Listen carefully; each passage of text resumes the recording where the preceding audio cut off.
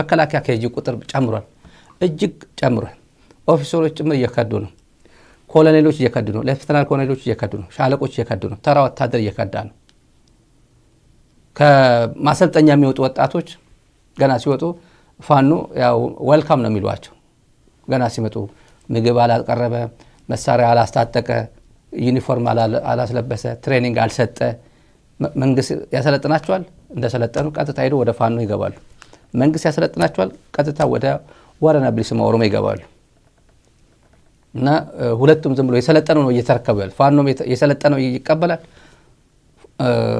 ኦላብ የሰለጠነው እየተረከበ ይገኛል የኬጂ ቁጥር በጣም ጨምሯል ከመከላከያ በተለይ መገናኛ ብዙሃንም እየዘገቡት ነው ከምንጮቻችን ያገኘነው በተለይ ከፋኖ ምንጮቻችን ያገኘነው እጅጉ በዚህ 2 ወር ብቻ በጣም በርካታ ቁጥር ያለው እየገባ ነው እንትኑ ከነጥጥቁ እየገባ ነው ለምሳሌ ባለፈው ብራቃት የሚባለው ብራቃት ሰሜን ጎጃም የነበረው በጣም አሰቃቂ የሚባል ወደ 60 ንጹሃን ዜጎች የተገደሉበት እናቶች ውሃ ወፍጮ አስፈጭተው ሲመለሱ የተገደሉት የቤተ ክርስቲያን አስተዳዳሪ የአእምሮ ህመምተኛ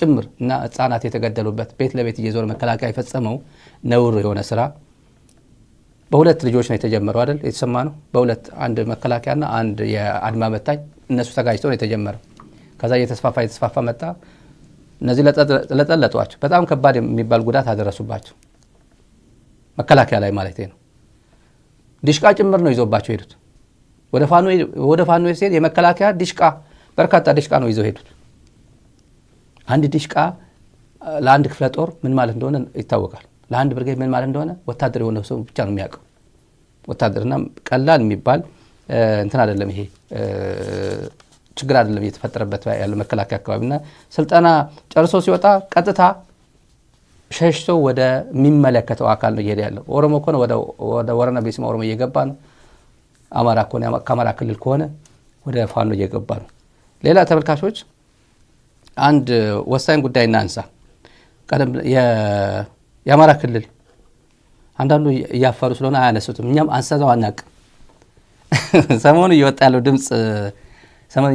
ድምጽ በጣም እጅግ አስገራሚ ነው ያልገመትኩት ነው አሁን እስክንድር እኔ ገምቼው አላውቅም በእውነት አልገምትም ነበር ፖለቲከኛ ነው ብዬ ነበር ማስበው አማራ ክልል አሁን የተጋፈጠ ያለው ችግር ኢንተርናላይዝ ያደርጋል ብዬ ነበር መገምተው በደንብ አድርጎ በተገቢው ደረጃ በተገቢው ልክ ይገነዘባል እና ይሄ አሁን ያለው እንትን ከእንደዚህ አይነት ከወንድሙ ጋር ሁለቱም እዛም ማዶ ለማዶ አንዱ ላይ ይሸርባል አንዱ ላይ እንትን ያደርግበታል አክቲቭ ያደርገዋል አሁን እስክንድር ዘመነ ካሴን የእስክንድር ቡድን ማለት ነው ስቴትመንት አወጣበታል ባለፈው መግለጫ ዝም ብለን አለፍ ነው እስቲ ይጥራ ደሞ በደንብ ዲግም ማድረግ ፈለኩኝ ፐርሰናሊ መሄድም አልፈለኩም ወደዛ ውስጥ እና ያኛው ከሻቢያ ጋር ያብራል እንዴት ከሻቢያ ጋር አብሮ ይሰራል እንዴት ከህወሓት ጋር አብሮ ሊሰራ ይችላል ይሄ ፋኖ ነኝ ባይ ነው ፋኖ ነኝ ባይ ወንድሙ አጠገብ ያለው አንድ ወንዝ ተሻግሮ ላለውን ይኮንናል ደሞዚም ይሄም ለአማራ ታጋይ ነኝ ነው የሚለው ይሄም ለአማራ ታጋይ ነኝ የሚለው ሰሜን ሸዋ ተቀምጦ 100 ኪሎ ሜትር ማይሞላ አዲስ አበባ ለፍንፊኔ ለ4 ኪሎ 100 ኪሎ ሜትር ማይሞላ ንቅርቅ ያላለ ወንድሙን አኪዝ ያደርጋል እንዴት የሆነ ነገር ስራ ሰርተን መስዋዕትነት እየጨመረ ነው የህዝባችን ክራይሲስ እየጨመረ ነው ሰላማዊ ድርድር አድርገን ነው በኃይል ነው ምን ያዋጣናል ብሎ ወንድሞቹ ጋር ቁጭ ብሎ መነጋገር በሚገባው ሰዓት ያው የወጣው ድምጽ ሰምታችሁታል አልደግመውም እኔ በጣም ርካሽ ስለሆነ አንደግመውም ባለፈው ግን በውስጥ እንደሚደራደሩ እኛ እናቅ ነበር ሚዲያ ላይ ስለማያስፈልግ ነው ጎጂም ነው ጥቅምም ስለሌለው ነው እንጂ እናቅ ነበር በእኛ በዚህ ሚዲያ ሶርሶች በኩል ያገኘው ድምጽ ከመውጣት በፊት ተጨባጭ የሚባል ማስረጃ ነበር የእስክንድር እንትን ሲያደርገው ነበር የድርድሩ ሂደት ማለት ነው ግን ሚዲያ ላይ አስፈላጊ አይደለም ዝም ብለን አወጣ ከዛ ራሳቸው ድምጹን አወጡት አሁን ምንድነው የሆነው ራሱን ከሻቢያ ጋር ይገናኛል እንዴት ከህወሓት ጋር ይገናኛል እንዴት ከህወሓት ጋር አብረን ለመስራት እንትና ያደርጋል ምናምን ተፈራማሙ እንዴት እንደዚህ አይነት መግለጫ ይሰጣል? ተፈራማሙ ጀነራል ተፈራማሙ እንዴት አሁን ጀነራል ምግበይ እዚህ ያለ ምናምን ብሎ መከላከያ እንትን ባለው እንደዚህ አይነት ይሄ ውሸት ነው። አማራ አቅም የለውም። አማራ እየወጋኝ አይደለም። ፋኖ ሊወጋኝ አይችልም። እኛን ለማንቋሸሽ ፈልጎ የሆነ ኃላፊነቱ ግን ለማላከክ የፈለገው ግን የሆነ ሶስተኛ ፓርቲ ፍለጋ ነው ሄደው እንጂ ከኛ ጋር ሶፋር ምንም አይነት ግንኙነት የለንም። ከኤርትራም ከትግራይም ጋር ግንኙነት የለንም ነው ያለው። ለወደፊቱ ግን የሆነ አሊያት ሊፈጠር ይችላል። የተጋረጠብን አደጋ ተመሳሳይ አደጋ ስለሆነ ነው ያለው ጀነራል ተፈራ ማሞ። ይሄን ተረጎሙት፣ ተነተኑት፣ መግለጫ ወጡበት እና ያ ቡድን ከእንትን ጋር እየተገናኘ ነው ምናምን እያለ ማለት ነው። አዚፍ ለሁለት የተለያዩ ኃይሎች የተዋጉ እንዳለ ማለት ተመሳሳይ እነዚህ እየተዋጉ ያሉት ተመሳሳይ ሬጂም ነው 4 ኪሎ ያለው ነው እና ይሄ በራሴ አቅም አሁን የነ እስክንድር ቡድን በራሴ አቅም አዲስ አበባ መግባት ይችላልው ማለቱ ነው። አይ ባንዳነት ነው ማለቱ ነው። እስክንድር ከእስር ቤት እንደወጣ የሚረሳ ነው እንዴ? ያ እንጨብጣታለን የሚባሉት ማን የሚባሉ ሰውዬን ሄዱ እግራቸው ተንበርክኮ እኔ በቃ እርሱ አድናቂ ነኝ አምላኪ ነኝ ምናምን ኤርትራ ትግራይ ውስጥ ገብታ እንትን ያደረገችውን ዌልካም ብሎ ምናምን የቀረበ ነው። እኛ ፖለቲካው ስለተቀያየረ በትላንት ፖለቲካ ማድር አንፈልግም ብለን የተራመድ ነው። የምሬን ነው። በዚህ እኔ በበኩሌ ማለት ነው እንደዛ ነው ማስበው እንጂ ትላንት ጠፍቶኝ አይደለም። በበኩሌ የትላንት ታሪኩን ጠፍቶኝ አይደለም። እኔ ዛሬ ሌላ አቋም በወስድ ምክንያታዊ በጣም ብዙ ምክንያቶች አሉ። ሌላ አቋም መውሰድ የሚችልበት ብዙ ምክንያቶች አሉ። አናደርገውም ለኔ ቆም ነው። ሌሎች የማይዘግቡት በርካታ ግፎች የአማራ ሕዝብ ግፍ ልክ እንደዚህኛው አሁን ያሳያቸው እንደዚህ አይነት ግፎች የማይደረጉ በጣም ብዙ ወንጀሎች ምዘግበው ይሄ ሚዲያ ነው የሚዘግበው። ይሄ ሚዲያ ነው። ሌላ ሚዲያ እየዘገበው አይደለም። አብዛኛው እየዘገበው አይደለም። በአጠቃላይ የአማራ ትግል አሁን እየጠራ ያለ ይመስላል። እየጠራ ልክ ትላንትም ከትላንት ወዲያ የተወሰነ ጉዳይ አንስተን ነበር። የኤርትራ ትግልም ሲነሳ ብዙ ነገሮች እያንጠባጠበ ነው የሄደው። የውስጥ ነገሮችን እያጠራ ብዙ ኃይሎች ነበር። ለምሳሌ የህወሓት ጉዳይ ነው። ህወሓት 67 ሲወጣ ወደ ትግል ሲጀምር ነበሩ። ኢዲዩ የሚባል ነበር ፈርጣማ በሱዳን አረቦች የሚያግዙት ምናምን በጣም ትልልቅ መሳሪያዎች ይዞ የነበረ ብዙ ሰራዊት ይዞ ሲዋጋ ነበር። እነ ሙሴ የመሳሰሉ ጀግኖች መስራቾች የቲፒኤልኤፍ ትላልቅ ሰዎች የሚባሉ መሪዎች የነበሩ የተሰዉበት ነው። እነ ሙሴ በኢዲዩ ጦርነት ነው። ኢዲዩን አጠፋ። ጸራናፊት የሚባል ጀብሃ ነበር። ኤርትራ ትልቅ ግዙፍ ነበር። ህወሓትን ያጠፋ በአብዛኛው ኢህአፓ በህወሓትን ያጠፋው ወልቃይት አካባቢ ነው የጠፋው። እነ በረከትና አዲሱ የነሱ ቡድን ማለት ነው። ከዛ በኋላ የተወሰነው ወደ ህወሓት ገባ። ወደ ትግራይ ገብቶ ሂደን መሰረት እና ትግራይ ውስጥ ብዙ ፖለቲካል አክተሮች ነበር ትግራይ መሰረት ያደረጉ ማለት እኔ እበልጣለሁ እያሉ ትግራይ ህዝቡን እንትን ያደርጉ የነበሩት እና በኋላ ነው እየጠራ ብሎ አንድ ነገር ትልቅ ይዞ የወጣ ከትግራይ ህወሓት የሚባል የወጣው ከትግራይ ቆይቶ ነው። አሁንም አማራ ክልል እንደዚህ አይነት ነገሮች ሊገጥሙ እንደሚችሉ ፍንጭ አለ። ወደ አንድ አደረጃጀት መምጣት ያልቻለው ትልቁ ፈተናም ወደ ውስጥ ኢንፊልትሬት አድርገው እየገቡበት አስገራሚ የሚባል የአማራ ቴሌቪዥን ስራ አስኪያጅ ሰውዬ የአማራ ክልል ስራ አስኪያጅ ሰውዬ ከአንድ ሲያወራ የነበረው በሚስጥር እኔ ያው ታውቃለህ እኔ ማን ነው ወክዬ እየተናገርኩኝ እንዳለው በእኛ በኩል በብልጽግና በኩል 3 ሰዎች አለን በሚስጥራዊነቱ ተጠብቆ እንትን እንድናደርግ ምናምን ያሉ እየተደራደሩ በዚህ በኩል የሚደራደሩት አገነስ የራሳቸው ጓዶቻቸው አገነስ እነ ዘመነ ካሴን ነው። ያው ትልቅ አሁን ግዙፍ ሆኖ ሰራዊት ይዞ እየወጣ ያለው እዛ አካባቢ ያለው ስለሆነ ማለት ነው። ግዙፍ ማለት ቢያንስ ዘመቻ አንድነት ላይ አብዛኛው የአማራ ክልል እነ ምሬ ወዳጆ ግንባር፣ ጎንደር ግንባር አብዛኛው ግንባር ላይ የተሳተፈው በዘመቻ አንድነት የተሳተፈ ትልቅ ኃይል ተፈጥሯል። ትልቅ ኃይል ከዛም ነበር ጎጃም እዚህ ሲባል ነበር። ዘመቻ አንድነት ላይ ሁሉም መጥቶ አንድ የሆነ ነው። ይሄ ትልቅ ድል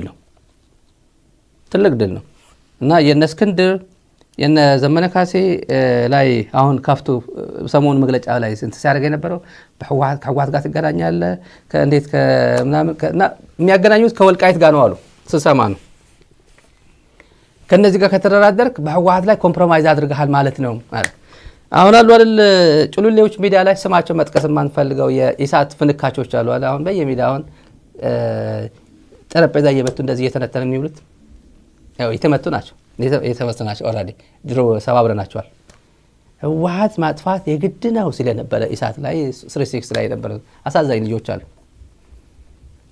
አሁን ከፋኖ ጋር መስራት ከፈለገ ህወሓት ወልቃይት አልጠይቅም ብሎ መፈረም መቻል አለበት የሚል ያለው እኔ እጭም ቋቋ ደስ ይለኛል። ህወሓት ከአማራ ጋር መስራት ከፈለገ ወልቃይት በቃ አልጠይቅም ብሎ መፈረም አለበት። አዚፍ ትግሉ ያለው ህወሓት ለማኝ እባካችሁ ጨምሩኝ እንጂ እባካችሁ አሊያንስ ልፍጠር ከናንተ ጋር ልግባ እንጂ ብሎ እንደ ለማኝ ሳቦርዲኔት ማለት ያኛው ከላይ ሆኖ ያኛው ቆፍጠን ብሎ ማስሉን ጠንከር አድርጎ ከታች ግን በቃ እባካችሁ ጌታዬ አስገቡኝ እንጂ ባይ ማለት ነው ህወሓት። እኮ ሆነ ጠሽ እኮ ነው ትውልድ እኮ ሚሊዮኖች ጋር አብረው እየዋሉ እያደሩ ሚዲያ ላይ እና በርካታ ዓመታት በካድሬውም በሚዲያውም ስንት ዓመት ኤክስፒሪየንስ አለን የሚሉ ሰዎች ናቸው እኮ በዚህ ደረጃ የሚተነትኑት። የትግራይ ህዝብ ደግመን ደጋግመን ሚዲያ ላይ ስላለን አይደለም የምንናገረው የምንታገለው እዚህ ሚዲያ ላይ እንድንቆይ ያደረገንም ትልቅ አጀንዳ አለ። እንደ ሚዲያ የትግራይ ሉዓላዊነት ትግራይ ወደ ነበረችበት የመመለስ ኃላፊነት የተጣለበት ትውልድ ነው ይሄ ትውልድ ኢንክሉዲንግ ይሄ ሚዲያ ሺህ ጊዜ ዝመትበት ሺህ ጊዜ አሉ የጌታቸው ልጆች አሉ ኦርፋኖች አሉ ይሄን ሚዲያ ሪፖርት አድርጉ እያሉ ሁሉ ምንም ሳይገባ ለነገ እንኳን የማያስብ ትውልድ አለ እኮ ጌታቸው ለማስቀጠል ብሎ ይሄን ሚዲያ ሪፖርት አድርግ እያለ ሲያድር ሲውል ነበር አለ ታርጌት እያደረገ እንደ ፐርሰናል እዚህ ሚዲያ ላይ ታርጌት እንዳደረጉት እኔ በግል ላይ ታርጌት እንዳደረጉኝ ቲፒኤልኤፍ ዘምተው ቢሆን ቲፒኤልኤፍ ይሸነፍ ነበር። ቲፒኤልኤፍ ላይ እዚህ ሚዲያ ላይ እንደዘመቱ ማለት ነው የጌታቸው ልጆች unfortunately the wrong person the wrong organization ላይ ነው የዘመቱት። ማይቻል ማለት ነው ግድግዳ በሉት ከግድግዳ ጋር እንደመላተም ማለት ቲፒኤልኤፍ ላይ ቢዘምቱ እዚህ ላይ ያባከኑት ጊዜ ሌላ ይሆን ነበር። አልገባቸውም። ግን ይሄ ሚዲያ ዓላማ አለው ግብ አለው። ሾርት ተርም ጌታቸውን ማንገስ ደብረጽዮን ማንገስ አይደለም የዚህ ሚዲያ ዓላማ ስትራቴጂክ የሆነ ዓላማ አለው ለነገ የሚያስብ ነው። የትግራይ ህዝብ አሁን በዚህ ሰዓት ያለበት ሁኔታ በደንብ አድርጎ የሚገነዘብ ሚዲያ ነው እና ሚዲያ ላይ መጣ በትግራይ ሉዓላዊነት አሊያንስ ፈጥራለሁ ግን በዚህ ጉዳይ ላይ ፈርምልኝና ና ሙትልኝ የምትለው ነገር እኔ ተራ እንከፍ ካልሆነ በስተቀር ህሊና ያለው ሰው እንደዚህ ቋንቋ አይጠቀምም። በጣም አንፎርቹኔት የአማራ ፋኖ ትግል በጣም ከሚያሳዝነኝ አንዱ በርካታ መስዋዕትነት እየከፈለ ክሬዲት የሚሰጥ ሚዲያ ላይ የለም። አሁን ተመልከቷቸው እርስ በርሳቸው በዚህ አንደኛው ሀብቱ የታገድበታል በዛኛው እንትን ያደርግበታል ያንክት ያደርጉበታል ወይ ራሳቸው ኢንቴግሪቲ ያልጠበቁ ወይ በቃ እኔ ብልጽግና ነኝ ብለው ከድሮ የኢሳት ጓደኞቻቸው ጋር እኩል ተጠቃሚ ያልሆኑ ወይ ኮሚቴ ሆኖ የራሳቸውን የግል ኢጓቸውን ተቆጣጥረው አማራን ዩናይት ለማድረግ የአማራ ፋኖን ዩናይት አድርጎ የሚዳሮላቸው የሚዳ አስተዋጽኦአቸውን ማበርከት ወይ ያልቻሉ አስገራሚ ነው። እንዲሁ መስቀለኛ መንገድ ላይ ቆሙ ቀሩ። ይሄ አሁን መስፍን የተባለው አይደል አሁን ድምጽ የወጣው መስፍን የተባለው የእስክንድር ሰውዬ ማለት ነው የፋይናንስ ኃላፊ የተባለው ኤርትራ ደርሶ መጣ ተብሎ አሁን ድምጽ የወጣው ማለት ነው። ይሄ ቡድን ራሱ ግን እነ ዘመኔ ሲወቅስ ነበር።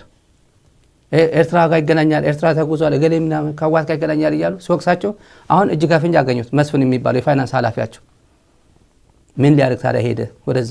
ኤርትራ ምን ሊያደርግ ሄደ? ገንዘብ ሊያመጣ ነው? ለትሬኒንግ ነው? እና ከሄደ ማለት ነው ድምፁ ወጣ ስለወጣ እኮ ነው እያወራን ያለ ነው። እና በድብቅ ጭምር ሌላኛው መስፍን የሚባለው ሌላኛው መስፍን ከአማራ ክልል ምክትል ፕሬዝዳንት አቶ አብዱ መሐመድ የሚባለው አብዱ መሐመድ አዲሱ ምክትል ፕሬዝዳንት ይሄ መስፍን የሚባል ከሱ ጋር ዲስከስ ያደረገ እየተወያየ አይደል ድምፁ የወጣው ከምክትል ፕሬዝዳንት ካረጋ ከበደ ምክትል አደም ይሄ አብዲ መሐመድ የሚባለው አብይ በልዩ ትእዛዝ የሾመው ከሱ ጋር ድርድር ሲያደርግ ነበር ማን ፈቅዶለት እና ይሄ ውስብስብ አድርገውታል። በጣም ውስብስብ ግን ከዛ ደግሞ ትንሽ የጨመረው ደግሞ የደብረ ታቦር የተሰዋው ወይም የተገደለው እንበለው የሞተው እንበለው ያ የፋኖ አመራር ሌላ ችግር ፈጥሯል አማራ ክልል ላይ። አንፎርቹኔት ነው። ይህም ለአማራ ክልል ፖለቲካ በጣም አንፎርቹኔት ነው። እዚህ ላይ ውስጥ ለውስጥ ሲደራደሩ እዚህ ላይ አንተ ከህወሓት ጋር ታብራለህ፣ አንተ ከሻዕቢያ ጋር ታብራለህ እያለ ራሱም ደግሞ እንደገባ በማስረጃ በድምፅ እየወጣ አለፍ ሲል ደግሞ የአማራ ክልል ቴሌቪዥን ጣቢያ ዋና ኃላፊው ከፋኖ ጋር እየተደራደረ ሚስጥር እንዳይወጣ አደራ እያለ ምክትል ፕሬዝደንቱ ጭምር እኔ ይሄ ድምፅ ቤት በኩል እየወጣ እንዳለም እኔ ግራ ገባኝ። ኢትዮ ቴሌኮም ያሉ ሰዎች የመንግስት አይደል እንዴ ብልጽግና አይደል የሚተዳደር ማኔጅ የሚያደርገው የእነዚህ ቴሌፎን ቅጂ እንዴት ነው እየወጣ ያለው? እኔ ግራ የገባኝ እሱ ነው። ኢትዮ ቴሌኮም እያንዳንዳቸው የፋኖ ሲወጣ ኖርማል ነው፣ መንግስት ነው አጌነስ ፋኖ ስለሆነ መንግስት ችግር የለበትም። ብልጽግና የሚያስተዳድረው ኢትዮ ቴሌኮም የገሌ ንግግር ብሎ ቢያወጣ ማን ነው የኮሎኔል ተወልደ እንኳን ወጥቶ የለ እንዴ በኃይለ ማርያም ጊዜ የተናገረው እኮ ነው። የምሬን እኮ በኃይለ ማርያም ጊዜ ቤት ነው የእዳ ትራረክብኝ ባንክ ምናምን ሲደራደር እያሉ የብልጽግና አክቲቪስቶች አስገራሚ ትውልድ እኮ ነው። እኔ ዝርዝር መሄድ ስለማልፈልግ ነው እንጂ በ2009 ዓመተ ምህረት የተደረገ የቴሌፎን ንግግር የታለው ምን አለው እዳ የለበት ምን የለበት ምንም ገበሬን እኮ የድሮ ንግግሩን እያመጡ የ2009 ማለት ስንት እንትና አልመጣም ያኔ 8 ዓመት 9 ዓመት ነው።